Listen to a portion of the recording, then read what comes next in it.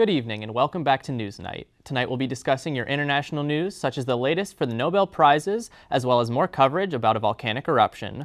Also, find out the newest details about the Gabby Petito case and the autopsy results. NewsNight also has an exclusive interview with writer and Wall Street journalist Kris Maher. Lastly, we'll have your local Pittsburgh weather report for the week. All this and more coming up on NewsNight.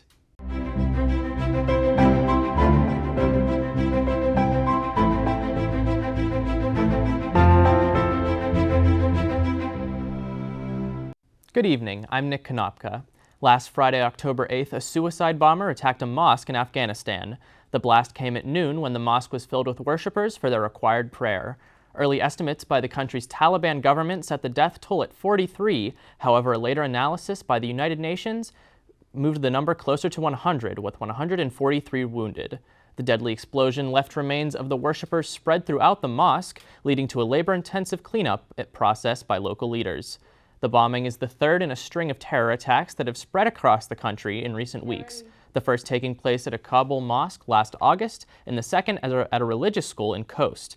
Both mosque attacks were claimed by the Islamic terror group known as ISIS-K. ISIS-K is notable for being the group responsible for the bombing of a Kabul airport, which ended up killing 13 American troops. In a telegram, ISIS-K announced that the suicide bomber was a Uyghur Muslim who was enraged by the Shiites' alleged role in allowing the religious minority group to be expelled from the country. Attacks like this have put into question the leadership of the newly installed Taliban government that has vowed to keep Afghan citizens safe from acts of terror. Previously, the Taliban did not have to worry about ISIS attacks due to the presence of American ground troops that would keep the terrorist cells at bay. With the American forces gone, however, the Taliban must prove that they can transition from a militant group to a national security force to strengthen their legitimacy in the region. In recent years, there have been reports of sexual abuse throughout the Catholic churches internationally.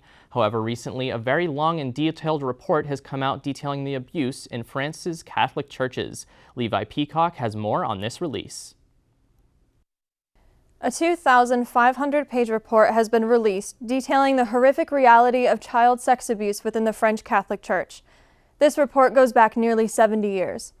Out of a total estimated 330,000 victims, about 216,000 were victims of the French clergy. When doing the math, this equals to about 8 child victims of the French clergy every day for the past 70 years. With this report coming to light, many have been left to wonder what action, if any, can be taken in support of the victims, and what are the steps moving forward from this. According to a document titled Summary of the Final Report, which has been released on October 5th, a list of some suggestions for improvement on all accounts, not just those of the clergy, are as follows. In-depth training on sexual assault prevention, checking the criminal background for any new and currently standing members of authority, creating a department for collecting more information on the issue, and training to teach those in positions of authority, as well as common churchgoers, that the words of the gospel are not to be used as means of power or gain. Pope Francis has since expressed his shame and disgust with the offenders, and has stated that he stands on the side of the victims. At least 22 of these crimes can still have legal action taken upon them, and have been reported directly to French police. The church is expected to give answers sometime in November. Snapchat announced last week that it will be implementing Heads Up, a feature that aims to educate the app's users on the dangers of drugs. This announcement followed reports of young Snapchat users buying fentanyl-laced pills from dealers through the app. By entering keywords into the app's search bar, users can access content about drug abuse from the Substance Abuse and Mental Health Services Administration and other nonprofit organizations. Instagram, TikTok, and other popular social media platforms are also facing pressure to combat illicit drug sales among their users. Fentanyl-related deaths significantly increased during the pandemic. Now some families are tagging social media platforms as accomplices. Last month, Spain experienced a destructive volcano eruption on the island of La Palma. Weeks later, the volcano is still wreaking havoc on the residents. Reporter Debbie Wason has all the details. The Cumbre Vieja volcano in Spain continues to erupt 3 weeks after the initial eruption. This week, the northern side of the volcano collapsed, causing new flows of lava to intrude other parts of the La Palma island. The collapse has also influenced large lava blocks to fall from the volcano.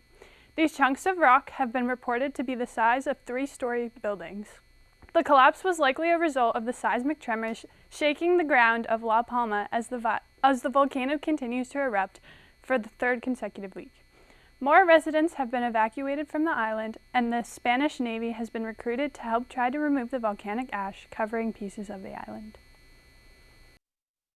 Prizes are awarded annually to those who demonstrate the greatest benefits to humankind. They are awarded in various fields from physics to peace. Sam Hindman has more on the award ceremony this year. Last week, the Nobel Prize organization slowly released the 2021 winners for each of the award's 6 prestigious categories: physics, chemistry, medicine, literature, economics, and, most notoriously, the Nobel Peace Prize. The Physics Prize was awarded to 3 scientists for, quote, groundbreaking contributions to our understanding of complex physical systems, end quote. The prize in chemistry was awarded to scientists Benjamin List and David Macmillan for their development of a new tool for molecular construction. Medicine's winners, David Julius and Ardem Pataposhan, were responsible for development to further our understanding of the connection between our nervous system and physical environment. Abdulrazak Gurna was the winner of the Literature Prize for his, quote, uncompromising and compassionate penetration of the effects of colonialism, end quote. The Economics Prize was awarded to 3 men, David Card, Joshua Angrist, and Guido Imbens, for their contributions to labor analysis. Last, but certainly not least, came the winners of this year's Nobel Peace Prize. The first winner, Maria Ressa, is a journalist from the Philippines. Ressa is, quote, a fearless defender of freedom of expression, end quote, as well as an outspoken advocate against the abuse of power and growing authoritarianism in her country. The second Peace Prize receiver, Dmitry Muratov, is also a journalist. From Russia, Muratov has consistently defended freedom of speech against the growing restraints placed upon this freedom by his country. Since 1993, he has published multiple critical articles detailing government corruption. On the 10th of December, Nobel Day, the organization will hold its yearly awards ceremony at the Swedish capital of Oslo. A COVID-19 treatment may be available in the near future. Merck, a New Jersey pharmaceutical company, approached U.S. regulators on Monday hoping to receive FDA approval of a COVID-19 medication. The company has reported cutting hospitalizations in half for those with early symptoms, with strong results so far. The FDA will oversee the safety and effectiveness of the drug before deciding on the approval of an emergency use for adults. Side effects between patients who received the pills versus a placebo pill were similar, but not publicly shared. Dr. Anthony Fauci spoke about the drug, quoting, "It's much better to prevent yourself from getting infected than have to treat an infection," end quote. Upon FDA approval, the United States government has prepared to buy the medication to treat 1.7 million people. Other healthcare companies like Pfizer, Roche, and AstraZeneca are also currently progressing towards FDA authorization for their antibody drugs for the virus. Coming up after the break, the new releases from the Gabby Petito case involving a search for Brian Laundrie and the new autopsy report. Also find out what the state of California is doing with their jail system. We'll be right back. All right, so that's all the positions for this show. We can go ahead in the studio and get set up. Wait, where's Nick and Taylor?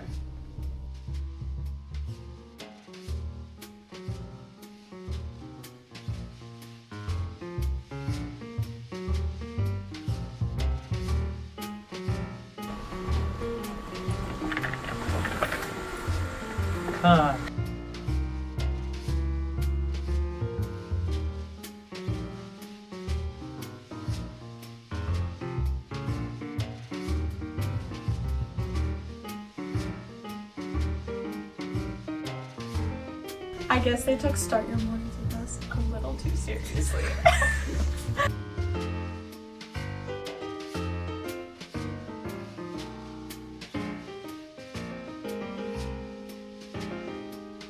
Start your morning with us! Only on Daybreak!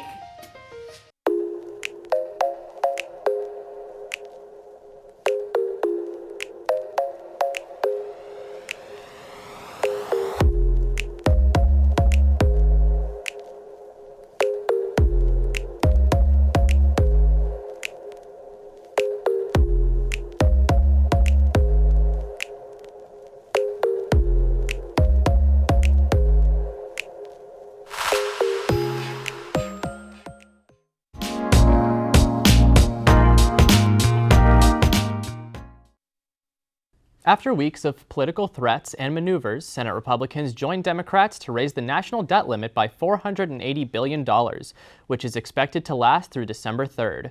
Prior to the vote, Senate Minority Leader Mitch McConnell said that he would block attempts by Democrats to increase the debt limit, which has been set to expire on October 18th. Once the deal was reached, McConnell sent a letter to President Biden informing him that Republicans will not vote for the next increase, stating that Democrats, quote, now have the time they claim they lacked to address the debt ceiling, end quote.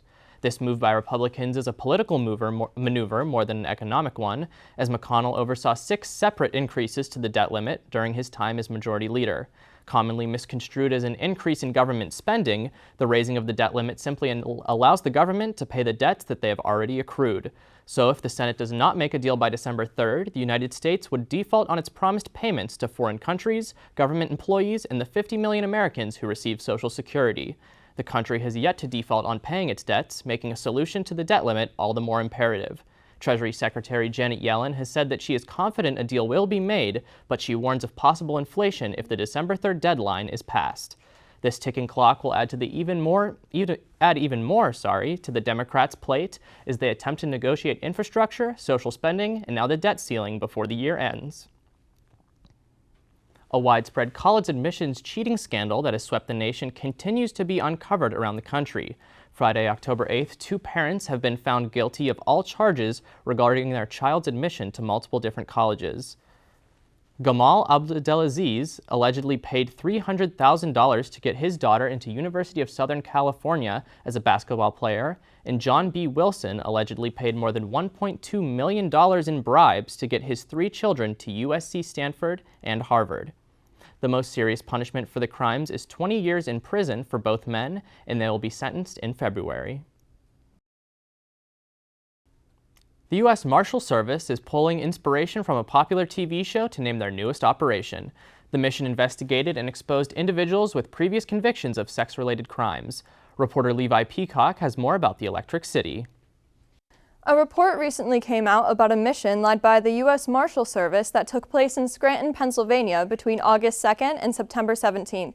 The objective of the mission was to investigate 219 individuals that had been convicted of sex-related crimes, all of which are registered sex offenders. 13 of these individuals were caught in defiance of their probation orders, 9 of which were promptly arrested.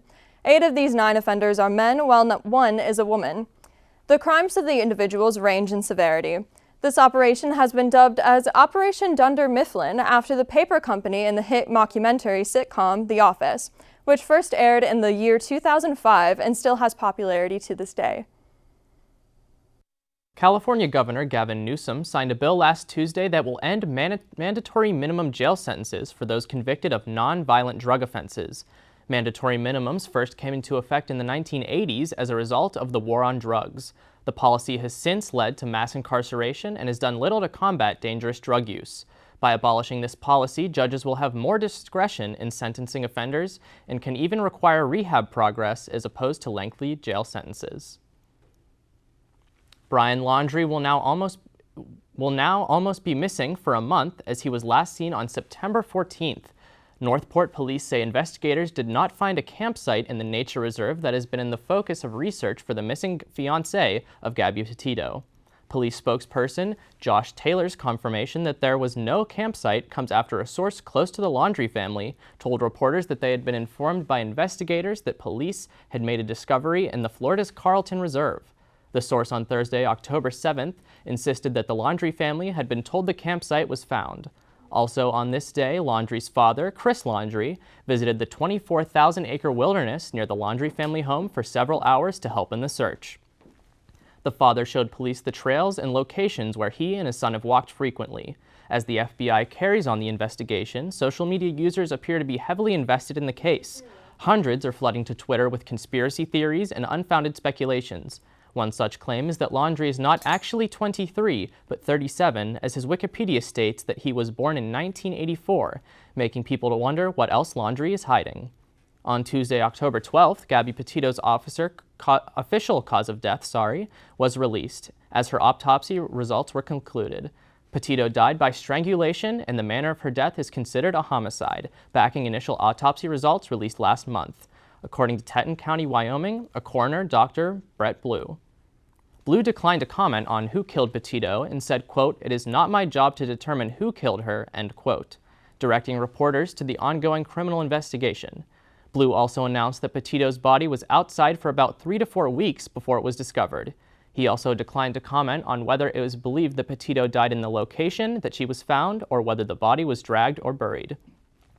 Brian Laundrie's sister, Casey Laundrie, has recently broken her silence on the case, saying to protesters outside her home, quote, "I don't know," end quote, when those asked her if she knew where her brother was and if he killed Petito. So far this year, 29 guns have been found in the TSA checkpoint at the Pittsburgh International Airport. This includes them finding 5 guns in 6 days in late September.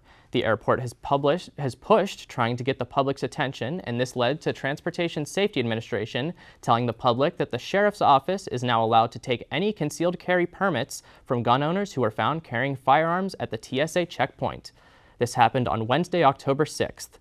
Acting U.S. Attorney Stephen Kaufman said, "Our message to the flying public is this: check your bags 5 times if you have to, but do not bring firearms in your bag to the security checkpoint. It is simply not responsible gun ownership to be negligent in that manner and bring a firearm to the checkpoint and then state that you have forgot it. People who violate this will also receive costly citations when caught." After the break, find out how you can get involved in Point Park's contemporary dance performances. Also see an exclusive interview from UView writer and journalist Kris Maher. We'll be right back.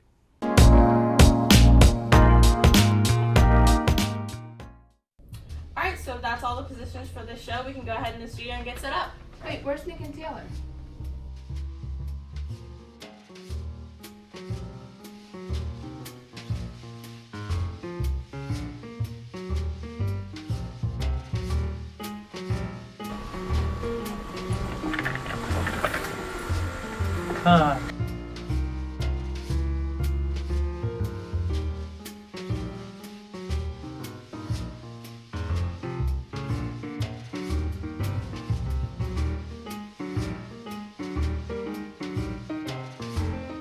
I guess they took Start Your Mornings with Us a little too seriously.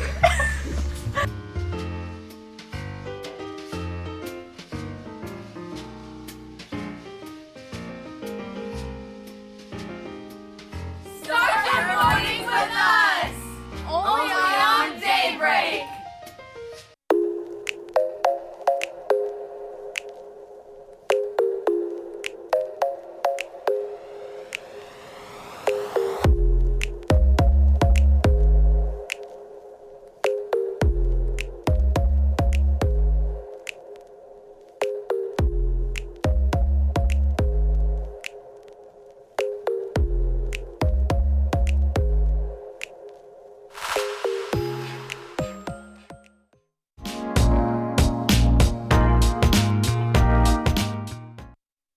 Over the weekend, Pittsburgh's Black politicians began a series of community events aimed at addressing crime in the city.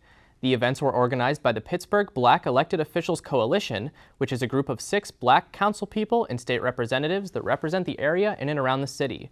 The first of these anti-violence events brought law enforcement and religious groups together at Ebenezer Baptist Church to discuss the ways to build up the community. At the event, coalition members and Democratic nominees for mayor, Ed Gainey, advocated for creating a peaceful city by bringing together nonprofits and elected officials to reform the cycle of violence in the city. Beginning in October, these community events are expected to culminate in a peace summit in May. A similar event was held in June of 2016 under Mayor Bill Peduto, but this new summit will allow for the next office holder to bring the community together under a banner of anti-violence. One possible solution to citywide violence was promoted by State Rep. Ricky Burgess, who aims to raise $5 million for the police department to invest in violence prevention. These calls for peace are in response to overall crime being up 3% from last year. Despite that fact, violent crime is down 9% from last year, and crime rates overall in the city have been trending downward since 2017. With the mayoral election coming in November, these events will undoubtedly embed Ed Gainey in the community that he will preside over based on all expectations when he becomes mayor in 2022. Pittsburgh received a grant to put towards the expansion of a few community pilot projections. The nearly $100,000 grant is going to be put towards enacting the Climate Action Program throughout the city. Sam Hindman has more. The U.S. Department of Agriculture has awarded the city of Pittsburgh a $90,000 grant. The money from this grant is intended to be used for both a community compost project and most prominently a food waste reduction pilot project. Although Pittsburgh was granted $90,000, the USDA is investing a total of approximately $2 million in 24 similar pilot projects in cities throughout the nation. Both of the aforementioned projects fit quite directly into the city's current Climate Action Plan, which has the intent of providing the city with renewable and sustainable energy sources by 2030. The food waste pilot project, as outlined in a city press release, will help design composting methods for Pittsburgh, first implementing 3 solutions: public composting at city events, a mechanical composter, and traditional compost methods at city facilities. This objective, with testing out the variety, being to identify which methods are truly viable for long-term, upscaled expansion. In the same press release, the city detailed that the first year of the program will focus on researching pre-existing food waste systems in the area. The second year, however, will actually put these theories into practice, testing out new composting and other food waste ventures at city facilities and events. The Department of City Planning's Sustainability and Resilience Division will work in tandem with the Department of Parks and Recreation to see this project to fruition. With the midpoint of the semester just passed, the dance program at the Conservatory for the Performing Arts is starting to sell tickets for their various shows. This week, the first of 3 shows is beginning to play at the Pittsburgh Playhouse. Reporter Debbie Wason has more on how you can see these performances. Beginning on Wednesday, October 13th until Sunday, October 17th, locals can watch Point Park University dance students featured in the Contemporary Choreographer shows. The show will consist of 4 pieces, each by different skilled choreographers. Al Blackstone, Tina Marie Custer, Norbert de la Cruz III, and Jessica Lang have each come in to choreograph and work with the dancers at Point Park. There will be a wide range of dance styles featured in the show, including ballet, jazz, contemporary, and hip-hop. The Contemporary Choreographer show will be held in the GRW Performance Studio in the George Woland White Performance Center at Point Park University. Tickets can be purchased at the Pittsburgh Playhouse website in advance. The dancers have been hard at work rehearsing the past few weeks, so good luck to all of the performers this week. At the beginning of this month, UView had the opportunity to talk to Kris Maher of the Wall Street Journal. Kris has been writing a new novel entitled Desperate, an epic battle for clean water and justice, which was just released this week, detailing the clean water crisis in West Virginia. Sam Heineman had the opportunity to talk to Kris more about his process and the story. Welcome back to NewsNight. I'm Samantha Hindman, and today I am joined with author and reporter for the Wall Street Journal, Kris Maher. Kris, thank you so much for joining me. Thank you. Thanks for having me. It's great to be here. Thank you very much. So as we begin, would you like to just give us a brief description about your new book? Sure. So yes, it's Desperate, an epic 7-year battle for clean water and justice in Appalachia. And it really was kind of a 7-year battle that took place in Mingo County, West Virginia. And it's a story about a water contamination lawsuit, but also gets into the history of the county and coal mining.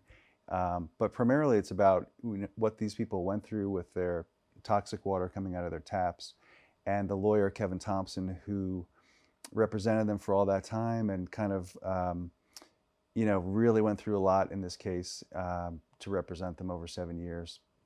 So Kevin Thompson, could you tell us a little bit more about him as an individual? Sure. He is he's really a character. He's incredibly dedicated attorney, and he's a brilliant guy, and he's also incredibly empathetic, or he really gets close to his clients. So in this case, and he's had many in West Virginia, but this particular one I think is the defining one of his career. He really got to know the clients and kind of almost became like an extended family member for some of them, I think. He'd be able to just drive down the road and kind of go into their home and, have meals with them. So he got really close to them. And he also, there was just so much that he went through in this case. At one point, he was sued by Massey Energy for defamation. He had been trying to get the people bottled water and then a municipal water line from a nearby city, and he had made some statements to some county officials, and the company got wind of that, and they didn't like what he had said there. So he was, really under the gun during this whole case.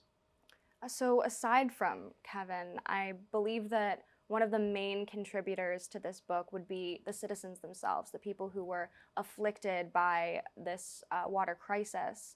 So how did they get their voice heard in your book? What things did they say that really stuck with you and really added to the general content of it? Mm-hmm.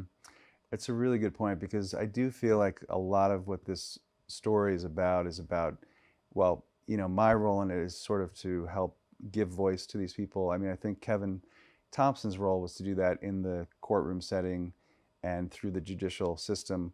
But I really wanted to write the book because I wanted the story to be out there. It's not very well known compared to other water crises like the Flint, Michigan crisis or others.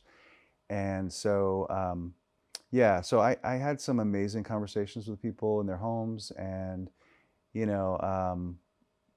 was always powerful to hear their stories of what they had endured, what they had gone through with their water, their frustrations with the case itself because it took so long, their relationship with Kevin and how that had changed over time. There's just a lot to get into there. I mean, I think, some of the things that are just coming to mind right now are just times when I was in people's homes, like sitting at their kitchen table and seeing, mason jars of water that they had kept from their kitchen sink, say, and it really bringing home what they had lived through for, all that time.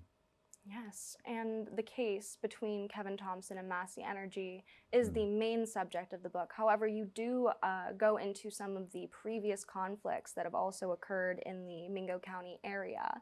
Would you like to share a little bit about those? Yeah, so it's a really storied place, and it has a lot of kind of really American history there. I mean, it's where the book takes place is in Mingo County, as you said. It's right on the border with Kentucky, so it's along the Tug Fork, which is this kind of winding river. It's very mountainous, very beautiful. It's green hills, and it's just really picturesque. And I love going down there actually because of the history that's still alive there, and just a beautiful place. But so one episode of the history that I get into in the book is the Hatfield-McCoy feud, which took place there were kind of two distinct episodes of that in the 19th century. The second phase has actually to do with the coal industry coming in, because the railroad came through the area in 1892, and it really led to the industrialization and the whole transformation of this area, where people before that had been, timbering, so they're cutting trees and floating logs down a river, and then all of a sudden, and farming. But all of a sudden, there are coal mines, there are, these tipples, there's railroads, there's smoke, and there's, industrial workers and coal camps, and, it's a completely different environment. And that kind of leads into the next phase of conflict in the area, which was during the union organizing drive in the 1920s, especially 1920 itself. Which is when the Matewan massacre took place in Matewan, where some detectives who'd been hired by coal companies had a shootout with the sheriff of Matewan and some coal miners, and 11 people were killed. So for a long time, this was the biggest shootout in American history, and it's really emblematic of this conflict at the time between the coal operators and the people there, and how they were fighting for really safety, wages, and just to live kind of a freer life, because they were in those days living in company towns where they were getting paid in what's called scrip, which is like it's a currency of the coal company, so it's not U.S. money, it's not U.S. dollars. So, and you had to only use that at the company store, and so it's very almost like an indentured kind of servitude, where they were just sort of trapped in this lifestyle and work. Yeah, that sounds incredibly exploitative. Why do you believe, or why do you think, rather, this exploitation continues to persist with large companies, putting the health and safety and well-being of their workers in jeopardy for the sake of profits? Do you think that this is an issue that has the potential to become alleviated, or do you think that it's something that is systemic and that might be rooted in our country? Well, I think it's in this area, in this region, and with the coal industry in particular, it stemmed from this incredible imbalance of power between the people who had the capital, who were investing in the companies, and then the workers who really had very little power at all. And a lot of the people who invested in the coal industry didn't actually live in West Virginia, and this is a huge, huge topic, which I also get into a bit in the book, which is that so much of the wealth of West Virginia was extracted in the form of coal or timber, but the profits and the money went to investors who were in New York or even London or Philadelphia. So the people didn't get to benefit from that, who lived there. And just to take it like one other step, not to get too far into the details, but a lot of this was enabled because in the early days of coal mining, landmen or people that had been hired by these investors came through and they bought up all the rights to the minerals, and so that basically when the coal was mined, the people who lived on the land, who they may have been forced out of their homes anyway, but if they didn't get to benefit from this financially and economically, and that's really really been a hard, difficult thing for the state, even to this day. So, and just want to mention too, though, that one of the biggest changes that did take place here in Mingo County, especially, was when the unions were organized. It didn't actually happen in that 1920s era.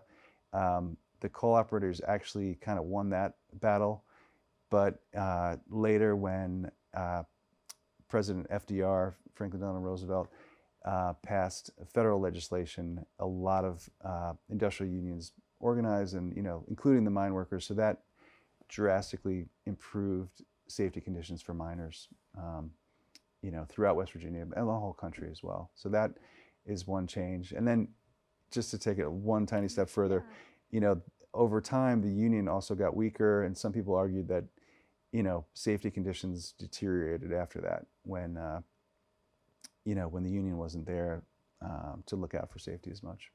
So Kevin Thompson, he isn't an outlier case. Obviously, there are plenty of legal counsel who want to do something, want to create change where they see issues. But sometimes lawyers will stray away from these kinds of cases. This one took 7 years. Do you think that it's because they see the results as maybe being inevitable, or do you think that it comes from a place of fear? Yeah, so I think in Kevin Thompson's case, he had no fear about taking on a large corporation, and he's done that subsequently. After this case, he's sued other companies and had successes. And one of his mentors is a lawyer in New Orleans who had sued Exxon Mobil, and so that's one of the biggest companies in the world. So they weren't intimidated by that, but I think looking back, it's a separate question to say whether he would have taken the case on, whether Kevin would have taken this lawsuit on, or if he would have had the same enthusiasm that he did in the beginning, because he really didn't know what he was getting himself into initially. He's suing Massey Energy in Mingo County in southern West Virginia in the coal fields, and Massey is the biggest coal company in West Virginia and Appalachia, and its CEO, Don Blankenship, is also very well known for not caving into lawsuits, and for, he even admitted this, and it's mentioned in the book, that, one of the strategies is to drag these lawsuits out as long as you can, kind of starve out the lawyers, and then, you have much better leverage to get a favorable settlement. So, some of the people, when Kevin took this case on, he was kind of naive in a way, and he was getting himself into something he didn't really, know the full extent of. And I think even some of the clients, the people who live there, felt at the very beginning that, does he really know what he's doing here? Does he, is he incredibly courageous, or is he, actually one woman in the book says, was he one dumb puppy? Like, was he just some guy just, thinking he's going to defeat Don Blankenship in, 6 months or a year? After covering this story and after learning about all of the history in the county, do you think that we're heading in a more positive direction towards, serious environmental impact and holding corporations accountable? So there have been a lot of, cases involving other kinds of water contamination recently that have been successful, I would say, and especially successful when you think about raising awareness of an issue. So another case in West Virginia, it's about 2 hours driving distance north of Mingo County in Parkersburg, West Virginia. There was a really a landmark case brought by Rob Balot, and that's the story that's told in Dark Waters, the 2019 film. And so that story, especially because it was made into a film with Mark Ruffalo, has really raised awareness about PFAS contamination. And these PFAS, it's PFAS, it's a whole class of chemicals that are used to make non-stick things like Teflon. They're used in firefighting foam, waterproof resistant products like carpeting, fast food wrappers. So they're very pervasive. And, it's tough to say if things are getting better, because it's just, a problem like that is really just emerging now. We're seeing how many communities have this kind of contamination, and it's unclear what it's going to take to clean it up, fully. Thank you very much. At the very least, now, thanks to people like you, these issues are being addressed. So we really appreciate all of your contributions to both the journalistic and environmental community. Before we go, would you like to tell us where we could purchase this book and when it will be available? Sure, yes, I would love to do that. It's coming out October 12th, and it will be available in bookstores throughout Pittsburgh, the region, and available online anywhere someone wants to buy a book. All right, thank you so much again. Thank now, back to NewsNight.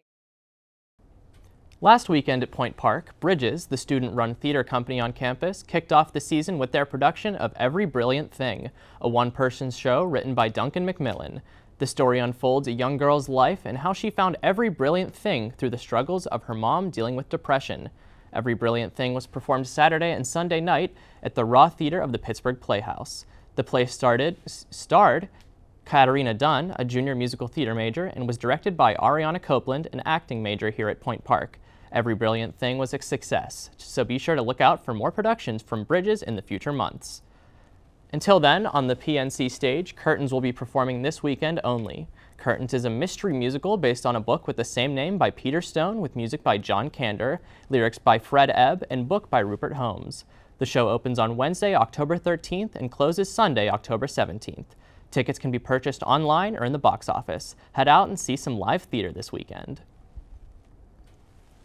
After the break, we have your weekly Pittsburgh weather report. Also find out about the newest developments in the cure for chronic Lyme disease. Stay tuned.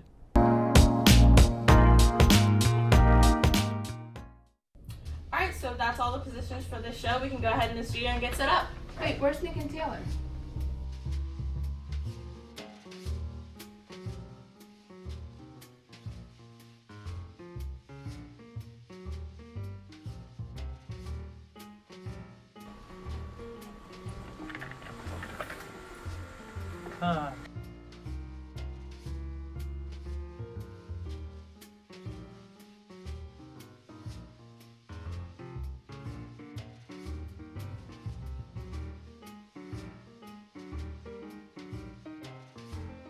I guess they took Start Your Mornings with Us a little too seriously.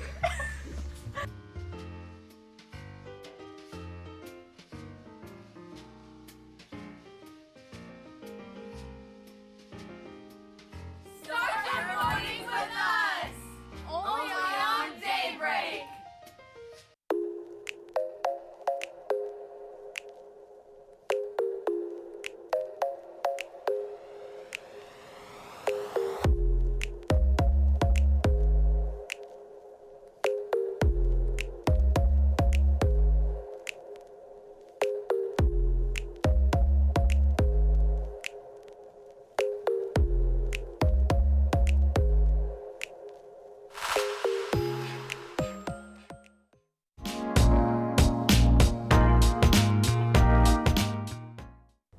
The past few weeks have been unseasonably warm with temperatures in the high 70s. However, this week we're hoping to see some of that cool fall weather that comes along with the Halloween season.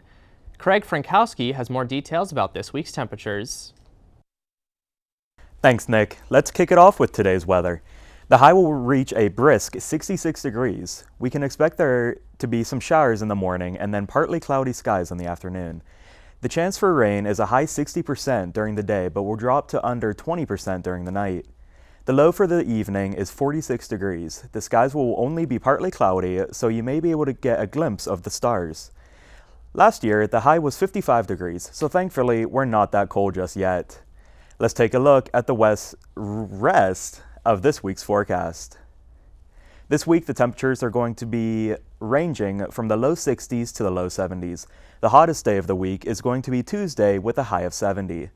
Luckily, we won't be seeing much rain throughout the week, and the sun will shine on both Monday and Tuesday. The rest of the days are looking to be partly cloudy. The lowest temperature of the week is this upcoming Friday with a high of 60 and a low of 46. Make sure you have your sweaters and jackets ready. Fall is here. Back to you, Nick. A newly discovered drug is now getting us closer to eradicating chronic Lyme disease. A new discovery from scientists at Northeastern University, published in the journal Cell, found that an antimicrobial compound known as hydromycin is very effective against the Sofrachet bacterium that causes Lyme disease. Despite hydromycin being discovered in 1953, it wasn't until this year that its main ability was found. Kim Lewis, one of the researchers, said that, quote, "Nobody really cared about that compound ever since because it's very weak against regular bacteria.